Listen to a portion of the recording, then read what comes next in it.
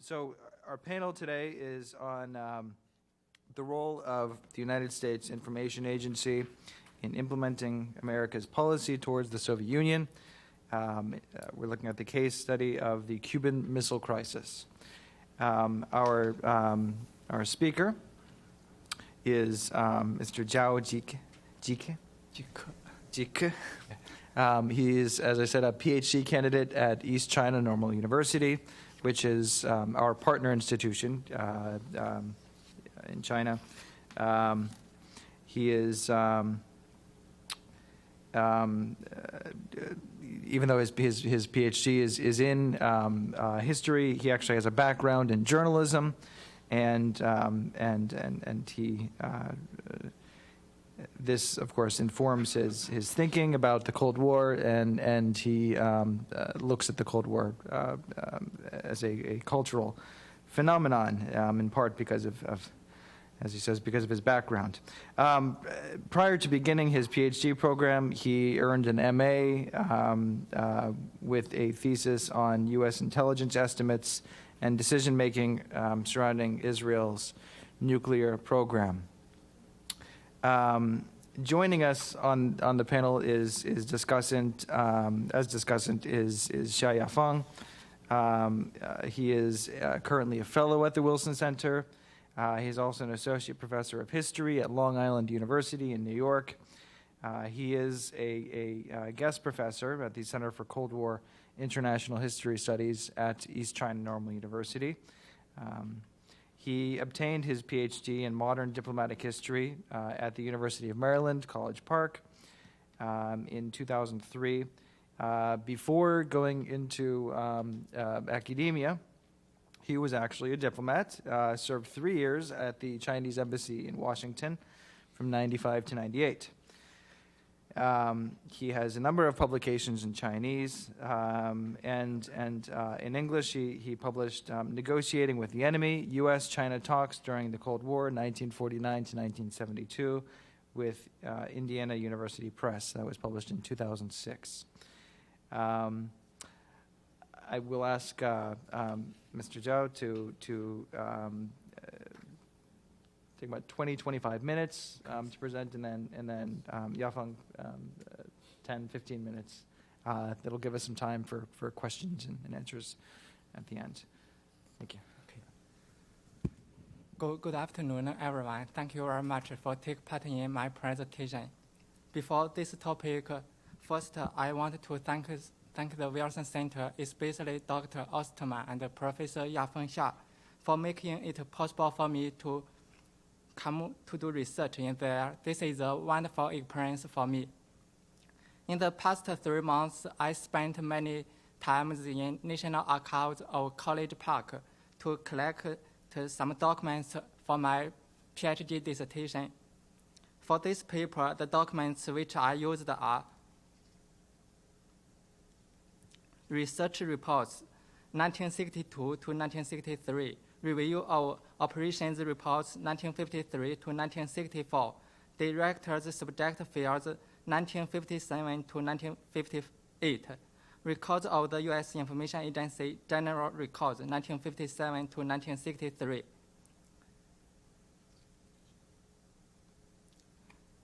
The U.S. Information Agency was created on August 1st, 1953 by the authority of the President's Reorganization Plan No. 8, approved by the Congress. As an independent agency, it was responsible for all U.S. information activities overseas. On October 22, 1953, President Eisenhower, upon recommendation of the National Security Council, issued a directive establishing the basic mission of the agency to submit evidence to people of other nations by means of communication techniques that the objective and policies of the United States are in harmony with and will advance their legitimate aspirations for freedom, progress, and peace. Although the National Security Council and President Eisenhower hoped that the USIA could help the U.S. to win the total Cold War, unfortunately, in the first few years, the USIA achieved little. This was due to several factors. first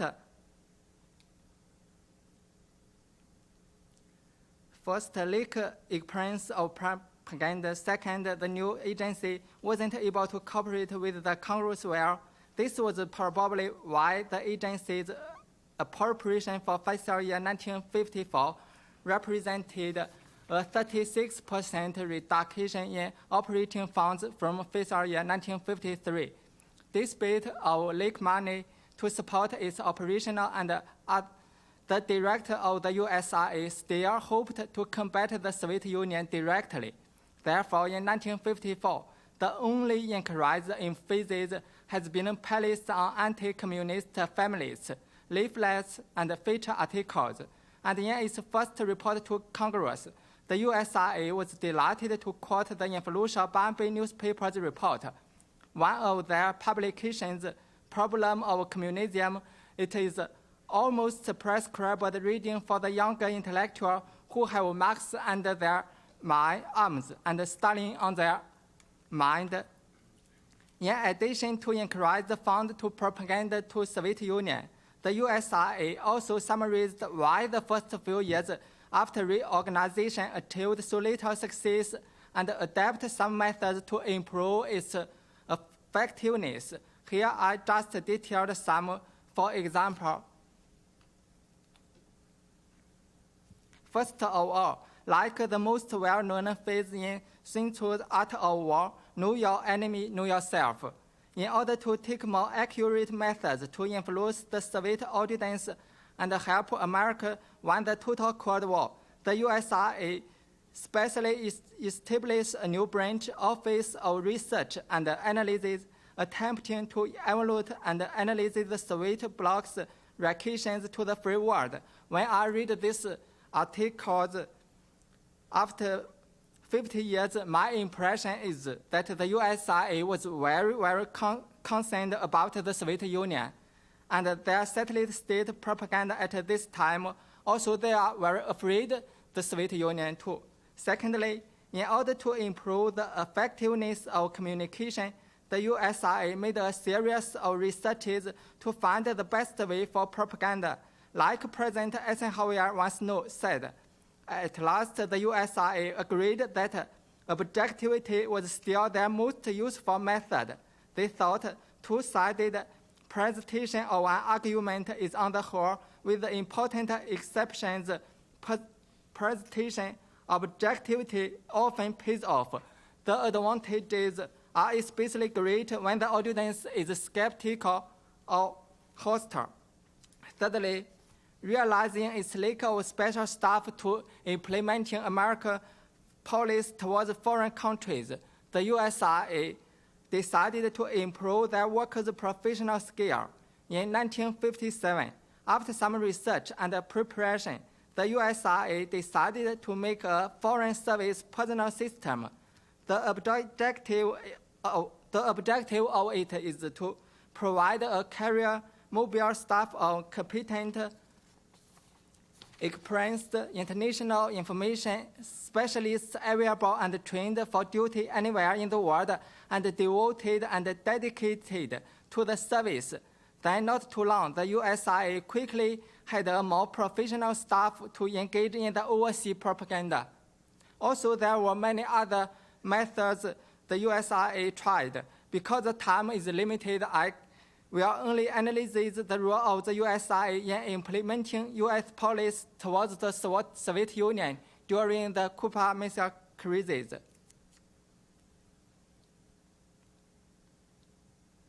As you know, the Cuban Missile Crisis can be seen as one of the most dangerous events during the Cold War. American and Chinese scholars have published extensively on these topics of the Cuban Missile Crisis. They have probed the decision-making process of the Kennedy government and explored how the White House, the CIA, and the Department of State did their best to resolve this crisis. However, there is still literature to discuss the USIA's performance and its effectiveness during the crisis.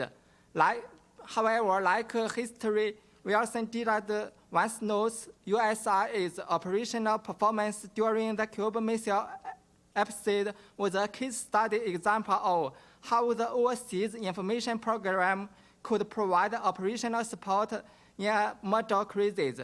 Although the USIA's earlier propaganda to Cuba by involving the operations Mongoose before the missile crisis broke out, here I want to point out that at that time the USIA still was a secondary mechanism to cooperate with the CIA and other agencies in launching the psychological war towards Castro's Cuba.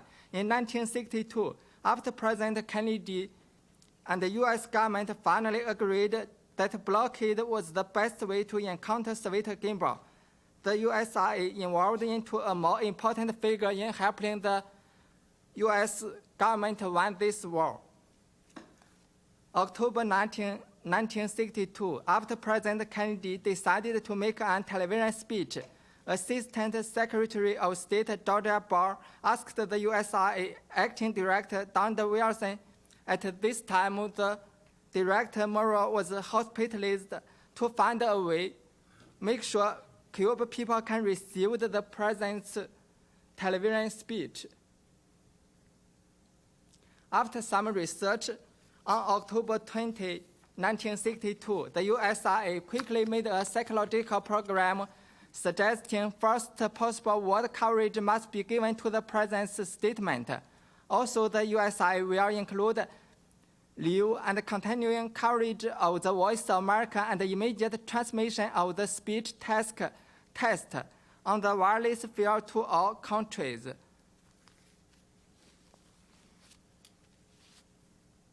At the same time, another radio propaganda plan report also submitted to the White House to make sure that President Kennedy's speech would be heard in Cuba and the rest of Latin America. The USIA decided that the Voice of America will broadcast 24 hours a day shortwave in Spanish. Besides that, in order to minimize the report confusion which existed during the Hungary Revolution and the Cuba landings, the USIA also proposed that 8 other broadcasting facilities be brought onto the VOA network. At last, this proposal was accepted by the U.S. government. After some hard work and careful prepare, the USIA successfully reported the President's address in White House. Throughout the following 24 hours, the President's speech was repeated in English and 37 other languages in program to all parts of the world and timed to reach audience at peak listening periods. Unfortunately, the strict censorship of the Soviet Union didn't allow any of the stories about this crisis to be published, and the international broadcasting like VOA and RFE were jammed by Soviet government completely. The Soviet people hardly knew the story of this crisis. Because of this, the USIA directed VOA amassed 52 transmitters strategically located around the Soviet Union on October 25 to broadcast the first story of the Cuban crisis to the Russia and the captive people of East Europe. This effectively dented the truth by communist censorship and distortion. In addition to the VOA's broadcasting the President's television speech, the USIA also hoped to play a large role in U.S. government's decision-making process. As you know, on many occasions, the USIA was only an implementing agency and hardly had the chance to take part in the top-level meetings. However, unlike during other crises, USIA took part in the decision-making this time, realizing the effectiveness of the USIA on October 24. President Kennedy in particular directed that a senior representative of the USIA should regularly be present at meetings of the executive committee.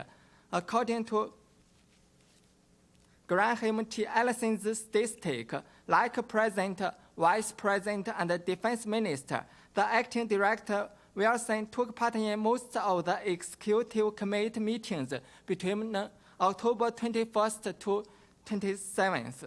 Although the USIA can took part in the executive committee meetings, they only gave some advice on psychological war towards the Soviet Union. They still lack the opportunity to give their opinion to the senior officers on other topics. This is run account to its director moral once note. The agency needed to take an aggressive role in advising the White House on the importance of overseas public opinion in making foreign policy decisions. So the USIA hoped to improve their effectiveness further by some other way. On October 23, 1962, Acting Director Donald Wilson sent a memorandum to Major Bondi, Assistant to the President for National Security Affairs, stating that we plan to send 2 daily reports on foreign relations to the Cuban crisis. And these 2 reports were sent to White House and other government departments. By sending these reports, it hoped to help the government to know the situation of world opinion and use them as reference. For example, when learned some West European newspapers were afraid that this crisis may cause the Berlin crisis much worse, President Kennedy directed that state and the USIA should give immediate attention to increasing understanding in Europe of the fact that any Berlin crisis would be fundamentally the result of Soviet ambition and pressure, and that an action by the United States in the face of the challenge in Cuba would have been more and not less dangerous for Berlin. More importantly, during the peak of this crisis, U.S. contact with the Soviet Union was very difficult. Because of this, the media reports of the Soviet Union and their satellite countries became an important way of the Soviet Union and their satellite countries became an important way for U.S. government know its adversaries. Also, selecting the report of the world media about this crisis, USIA can partly express its opinion. Unlike openly expressing their opinion, by this way, USIA could influence the government officials more imperceptibly and earn more effective results. Just like USIA once said, in an unprecedented communications effort, the U.S. Information Agency reached out to an overseas audience in the hundreds of millions with news, background, features, and commentaries, documenting the American position on the sacred suite built up in Cuba, which in October 1962 exploded in world crisis. Because of this well performance, both the White House and the Congress valued the USIA highly. The agency's appropriation for fiscal year 1962 was only $141.3 million. But by 1966, it quickly increased to $185.2 million. It developed more quickly in the 1960s than it did before. Different from in the U.S., during this crisis, most of the Soviet Union media couldn't get direct information about this issue. It couldn't do anything to combat the USIA's propaganda. This led to the whole world only hear and see the U.S. media to play. Even more, only by means of VOA and other free world broadcasts were the Russian and Cuban people to learn the truth of unfolding events. So it's easy to understand why the former Soviet history once said among the broadcasts the leading role belongs to American institutions, Radio Liberty and the VOA. Without foreign broadcasting, neither the human rights movement nor the religious rebirth in our country would have been possible on anything like the scale which they have attained. This was a positive side of the USIA in handling this crisis. However, there remained some adverse effects for the development of the USIA. For example, one of the larger questions is the relationship between the USIA and the VOA. Because this crisis, the relationship between the USIA and the VOA was very tense. In order to maximize the propaganda effectiveness, the USIA directed and disturbed the VOA's regular workflow. What made things worse was some reports deviated from the VOA's objective reporting principle.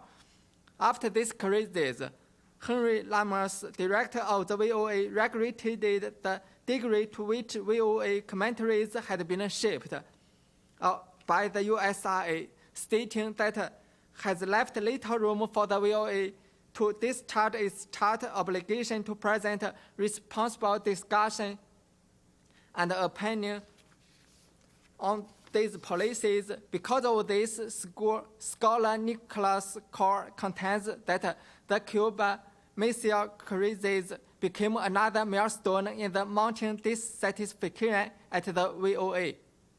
Why could the USIA play so important role during the Cuban Missile Crisis? One of the important reasons is that the U.S. government gave much attention to the role of propaganda and made good investment during peacetime. These efforts made it possible for the USIA to react fast during the crisis. Unlike the U.S. government tried to use propaganda as an important weapon to combat the Soviet Union, the Soviets chose quite another way to handle this crisis. It's very strange why most communist countries didn't pay more attention to propaganda abroad. They more likely chose to control information only when they cannot overcut the news. They compared to tell the true story to their people and the whole world. However, at this time, it's too late to get a good effective. Maybe at present, China should learn some lessons from this historical episode and pay more attention to propaganda abroad. At last, I want to close with a paraphrase of the words of Moro made forever famous on radio and television. Goodbye and good luck. Thank you. Thank you for making my job easy. There's exactly 20 minutes. Let me just correct something here and add something additional. He's actually a PhD candidate at Northeast Normal University, but comes to us through our partnership with East China Normal University. I also failed to mention that he is here actually, through this partnership with ECNU as an ECNU scholar. Yafang.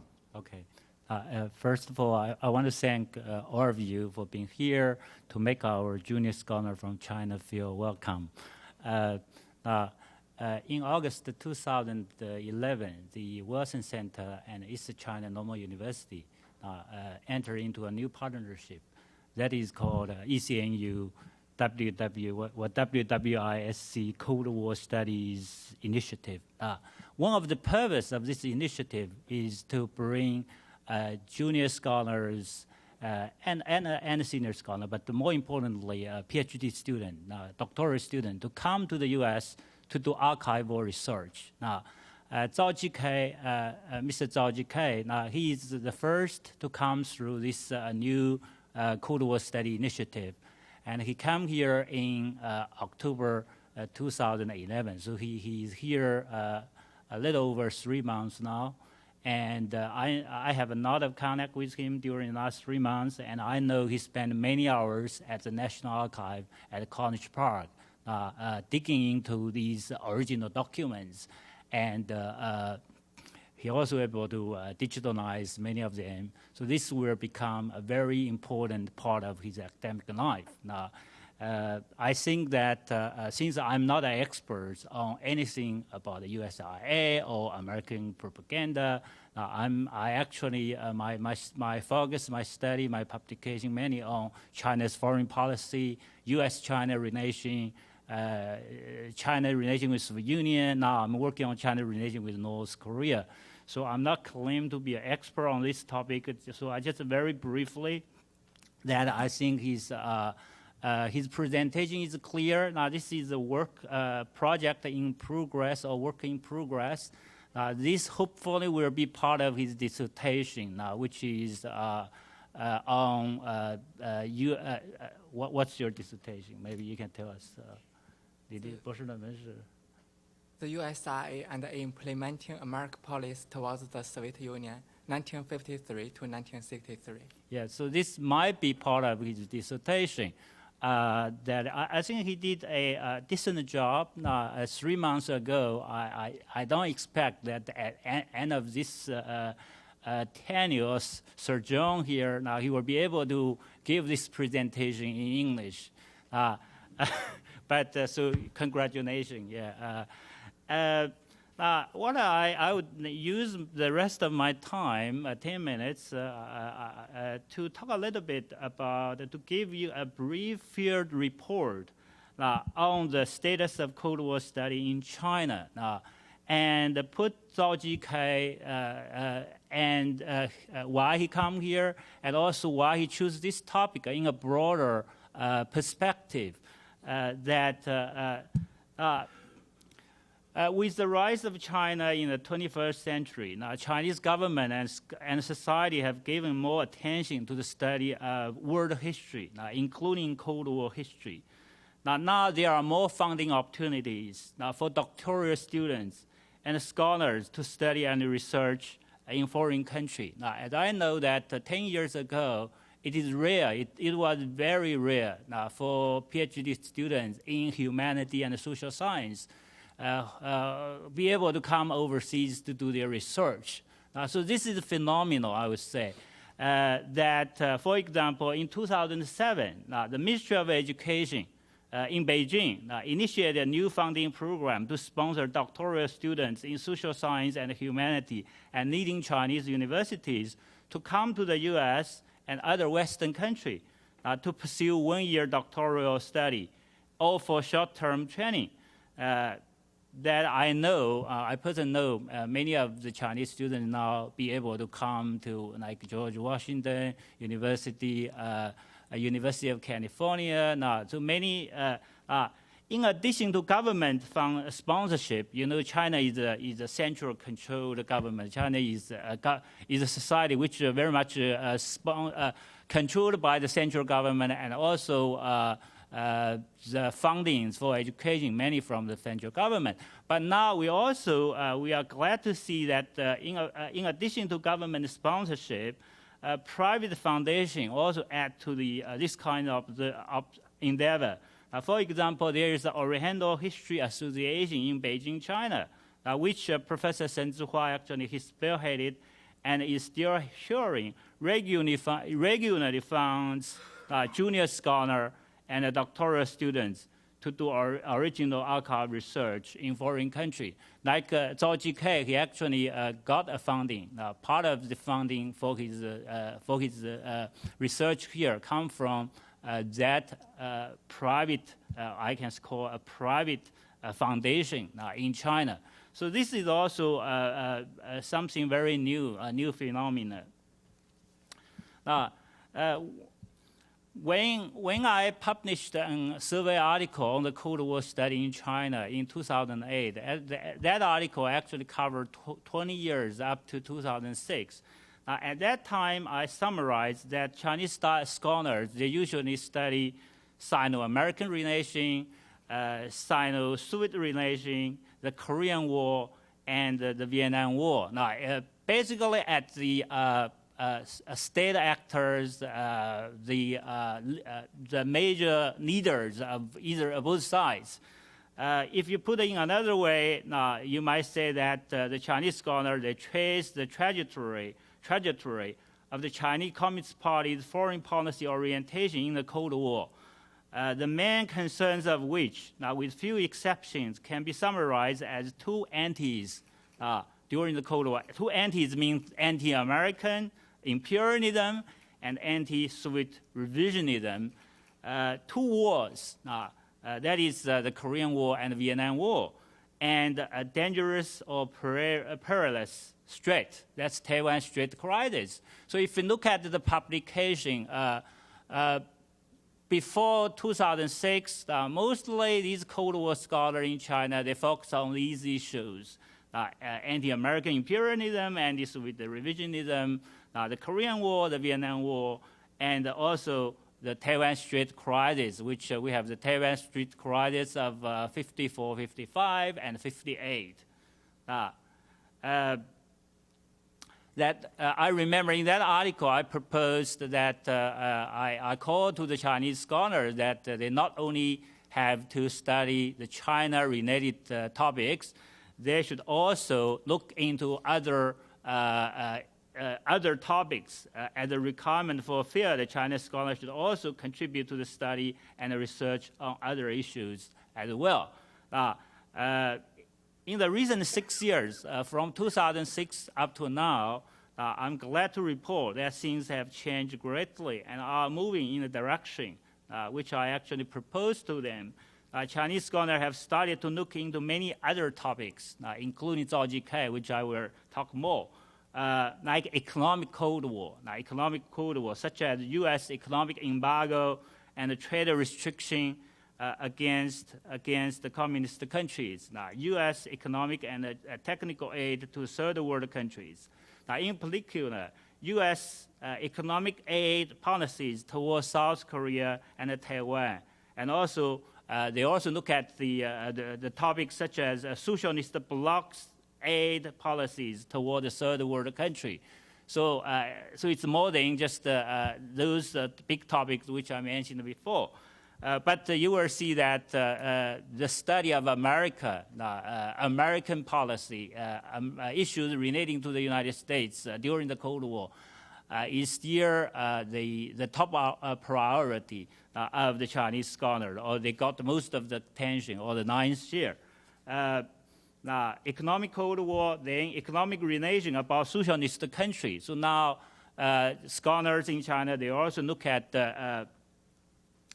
economic relations among socialist countries. For example, we mentioned about Professor Shen Zihua, who is the director of the Cold War study at East China Normal University. He studied the Sino-Soviet economic cooperations and the Soviet experts in China in the 1950s. China's economic aid to North Korea's post-war reconstruction, which actually the North Korea International Diplomatic Documentation Project, we're going to release a working paper on the topic of, by Professor Shen Zihua and I, on the topic of China's economic aid to post-Korean War North Korea economic reconstruction, with a lot of translated documents from Chinese archive. These studies have much influence in Chinese academic circle. Several young Chinese scholars have also studied the issue of China's training of technicians and skilled workers from the socialist bloc country in the 50s and 60s, from North Korea, Vietnam, Cuba, Albania, and Mongolia. Now, they sent their technicians and the skilled workers to China for training in the 50s. The third category is U.S. covert operation and covert action, psychological warfare, articles published in Chinese with such title as a brief survey of the Kennedy administration, the covert operation against Cuba. Now, these are Chinese articles published by Chinese scholars. Now, on the covert action strategy applied by U.S. during the Cold War. Now, Project Troy, many of you probably know, probing into American psychological warfare strategy in early Cold War. Now, also, the Chinese scholars and PhD students, they study U.S. foreign propaganda policy. including the role of USIA, VOA, in U.S. foreign policy making, and the U.S. policy towards the Union. Many dissertation topics, like Zhao case, which I would say fall into this category. Also, like U.S. overseas library programs and psychological warfare in the early Cold War. For the hearts of the Chinese, the overseas Chinese program and U.S. psychological policy to anti-China and pro-Taiwan. Another topic, making religion a Cold War weapon. These are the articles published in China, or books. Making religion a Cold War weapon. The Eisenhower administration psychological warfare in the Buddhist country of Southeast Asia. Chinese scholars also study the Cold War and science, the Cold War universities. Leading intellectuals like George Kennan and Henry Kissinger had been studied in China. I'm not going to list these articles or books on this category, but there are other topics which Chinese scholars are interested. U.S. policy toward outer space and the South Pole. Nuclear issue, the sweet aid to China's nuclear program, which Professor Chen Zihua and I are cooperating, and we have a forthcoming article in Asian Perspective. And also the Cold War International History Project here is going to publish a longer version on the issue of Soviet Union and China's nuclear weapons program with many translated Chinese documents. Also, they look at the border issue between socialist countries, socialist bloc countries, between socialist bloc countries and third world countries. They also look at the migrations, like the cross-border migration of Korean nationals between China and Korea. They also look at the Soviet nationals in Xinjiang in the 50s and early 60s, and how they were eventually expelled by the Chinese government by 1960s. Sino-Indian border clash. Many articles. Sino-Soviet border clash in 1969. Also, they look at Soviet invasion of Czechoslovakia in 1968 and the history of Comintern, Communist Information Bureau. Very briefly, the Chinese scholars, they also utilize international relations theory in the study of history. There are several good books published here in English, one of which I would want to mention here is Thomas Christensen, a Princeton University professor, who published a book called Wars Then Modernists. It's talking about the United States policy toward these communist country. He used the title called During the Cold War, Wars Then Modernists, which he used international alliance theory and coercive diplomacy. These concepts. The Chinese scholars, they also utilize these kinds of concepts, like international crisis management, limited rationality, alliance theories, quasi-alliance, dilemma of alliance, perception and misperception. So they utilize these concepts, international relations theory concepts, to study Cold War history. Also, now I would say now there are more of the foreign documents were introduced in China and published in China, especially since the 1990s, the Russian documents. Many of the Russian documents now were translated and published. Now, many of the U.S. documents from the foreign relations of the U.S., some of them were translated and in anthology. There are also a CIA intelligence estimate of the People's Republic of China. So they also published the translated documents. So this makes it much easier. You have to keep in mind many of our Chinese scholars in China, now their English, their foreign language skill is not that good to use foreign language for their study. So they rely on these translated documents. So I would say that to conclude that there are vibrant a field of study of Cold War history in China. Many scholars are engaging in many of these studies now. Zhao Jike is one of them, and so I would just stop here and. Thank you, Yafeng.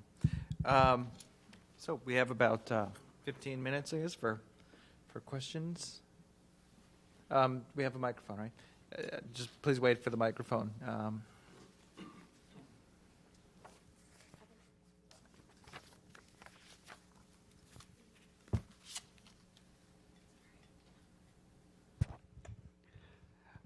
I don't know much about USIA either, but I'm working on the history of U.S. relations with Burma.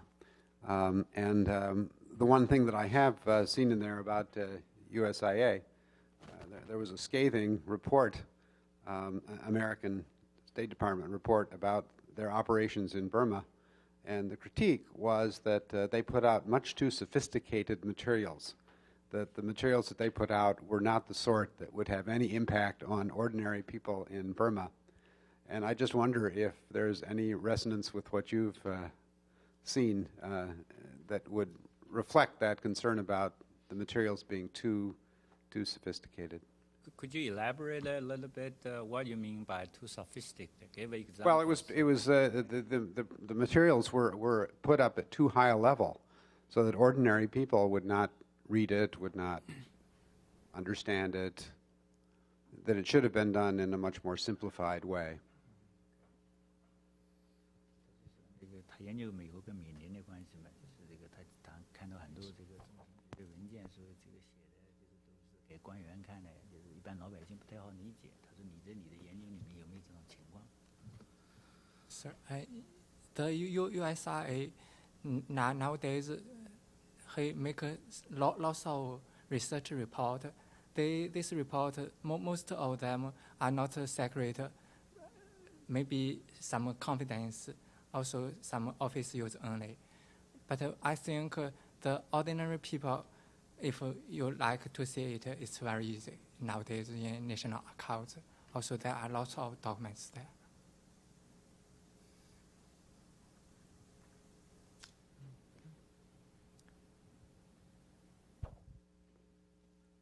Michael Binder, Department of the Air Force. If I go to China today, will I find a study similar to what you're doing for your dissertation? In other words, what kind of propaganda was Chinese radio putting out so that you can make a comparison? Yeah. Will I find such a study in China done by another academic? On USIA or on China? No, on Chinese radio. Oh, okay. 你到中国能不能找到就是关于中国的宣传舆论的这方面？你研究美国嘛？他说有没有这个 In China, just like in my article, I said, most of the communist countries take a strict censorship to control the information of their people. They didn't go out to do some work to propaganda to abroad. Last year, I want to ask whether you know China at the Times Square make a propaganda video, but this can be seen the milestone China go out and to propaganda itself. But last month when I go to New York Times Square, I see the screen is too small and too high. No one concerned what's the screen play at them. Also in China, the propaganda overseas is very short and almost no one concerned it. Have there been studies on 他就说 during the Cold War? 有没有这个就是关于中共的这个宣传舆论对于这个有没有学者研究这个中共在冷战期间对外宣传的这种研究的报告或者书？ No, 有没有人做？ no, sir. No any articles or publications do they do the research about Chinese propaganda. it's very hard to find this. And maybe I speak a little bit about this. Actually, during the Cold War, the Communist Party of China, they pay a lot of attention to overseas propaganda. But they have their party lines, and I do see that it's because in China now there are still censorship. Now, something which you do not told to the party line usually will not come to light, published. Scholars, I think, do study the issue which you brought up about how the Chinese communists try to win the hearts and the minds of people in third world country, also in Cuba. Now, sometimes they use very stupid method. There's an episode that which make Castro very angry and personally actually abused Mao in only 1966 because China became very radical at that point. Originally, you might remember that China supported Castro after 1959, but the renation, because China was so anti-Soviet Union in the middle 60s and wanted Castro to follow the Chinese strategy towards Soviet Union, which Castro, of course, rejected. Then the Chinese started to use some of the pro-Chinese officers in Cuban army, try to influence them, and Castro got the attention and publicly accused Mao as a very cynical, stupid man. There are also some fascinating episodes from the documents that we're getting on Chinese propaganda on the Sino-DPRK border. There's one conversation that Kim Il-sung has with Todor Zhivkov, I think in 1973, where he's describing Kim Jong-il traveling to the Sino-DPRK border. And 24 hours, just nonstop broadcasts across the border. And Kim Jong-il returned to Pyongyang and says to Kim Il-sung, "Dad, I couldn't sleep a wink. For miles from the border, you couldn't hear anything, but you couldn't even hear yourself think because of all these propaganda broadcasts." Sorry. Hi, I'd like to congratulate Mr. Zhao Jike. It's a lot of hard work, and I know in a different language. I retired after 30 years in USIA. Oh. I served in Soviet Union, never in East Asia. Maybe I could offer a comment and a suggestion. The comment is, I noticed early on, you were talking about the early USIA officers didn't have any experience with propaganda. My comment is that when they created USIA, they made it up of bits and pieces that was left over from the Office of War Information. So in fact, there was I would say a considerable amount of expertise that was brought in. They never used the word propaganda. It was always the information programs. Yeah. The second half of my comment is that from the very beginning, and it was later institutionalized, the information programs overseas especially were always linked with the cultural programs and the broadcasting programs, and these entities were never comfortable together. They always rejected being associated with propaganda, although, as you pointed out, the pitch that was made to the Congress for budget was always based upon the propaganda piece, and in fact, USIA took a lot of that money and it was plowed into long-term cultural and other programs that in fact enabled the information programs to have the later success they had. They didn't stand alone. They stood on the shoulders of the cultural programs that really made a difference. That's the comment. And the suggestion is there's an organization called the Association for Diplomatic Studies and Training. And for quite some time now, they've been doing oral histories. And you're looking at the documents, and the documents that are written don't always carry the human side. And there's a wonderful database of oral histories of people that have served in USIA 50s and 60s and 70s that are now transcribed and up on the Library of Congress's website. So I commend you for taking on a really challenging assignment, but I urge you to look into the oral histories because I think you'll find a very rich complement there to what you're finding in the archives. Okay. Good luck. And you thought you were almost done. Great suggestion. Thank you. Any other questions, comments?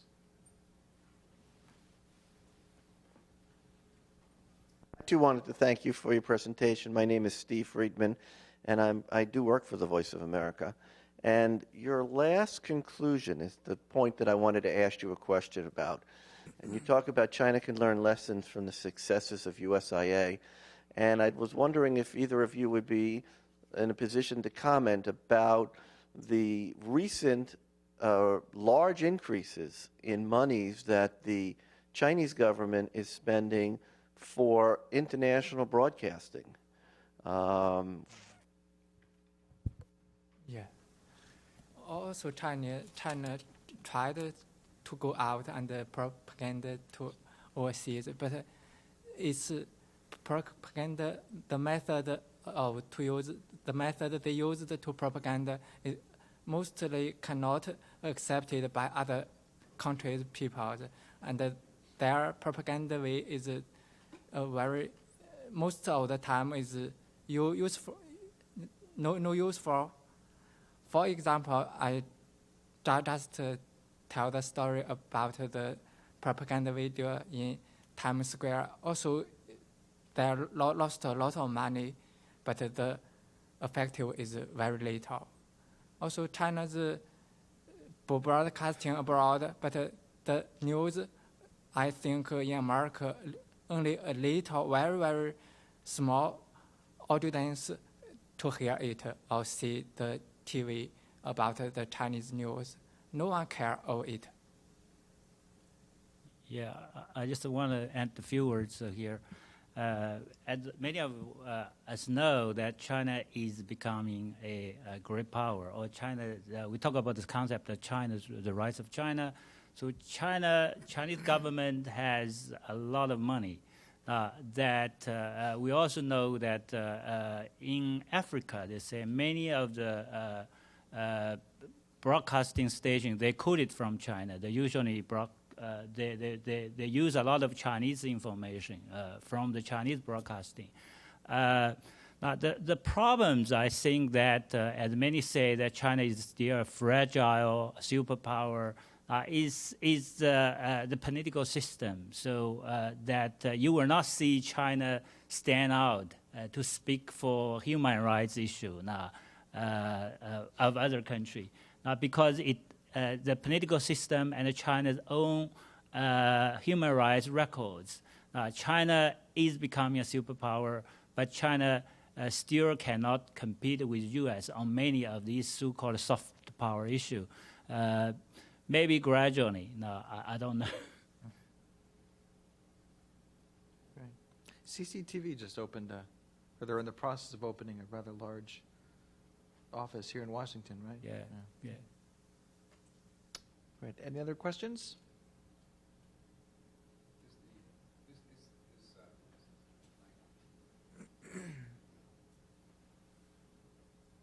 Just a comment along those lines. The China Daily is now, you see it in is that a fairly new development, or has that been around for some time? China Daily? Yeah. China Daily has been here for some time. Yeah. For some time. I've seen it in the bins. Newsstand, you see in the newsstand? Yeah. Also, last year, you see the Ministry of Culture, Mr. Zhao, he come here and give a talk. And also many of the Chinese artists, actually, they were doing the tour performance, including Kennedy Center, about Chinese culture. Probably that is more powerful than just the party line, I think. Okay. Great. Well, we're actually just about out of time here, so thank you very much for joining us, and thank you for presenting your research. Thank you very much. Thank you, and for your comments. So please join me in thanking you.